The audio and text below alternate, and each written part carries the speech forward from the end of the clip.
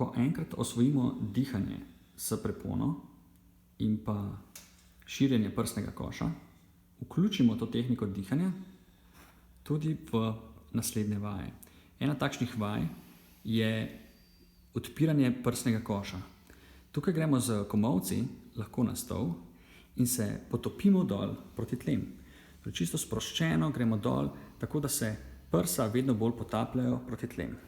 Tukaj potem vključimo to dihanje iz prejšnjega koraka, kjer poskušamo čim bolj razširiti rebrni del telesa. Torej, da dobimo dih tukaj v vse smeri našega prsnega koša. Torej, da se balonček lepo širi in oža. Potem se postavimo malček gor in gremo in sežemo še z roko v smer obrata navzdol in obrata navzgor. Hkrati spet še vedno vključimo globoko dihanje.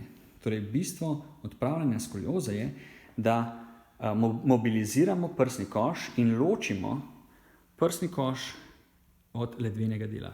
Prsno hrbtenico od ledvene hrbtenice. Zakaj? Zato, ker najbolj problematične skolioze so ravno v prsnem predelu, tukaj zgoraj.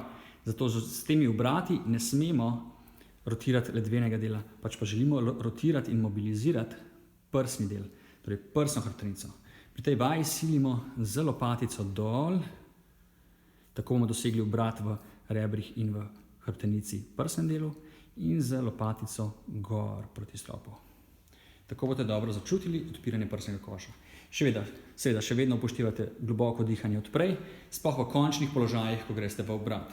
In boste videli in začutili, da se vam kar nekako odpira rebrni lok in pa sama rebra, kar je tudi pogoj, da vrnete telo zopet nazaj v simetrijo.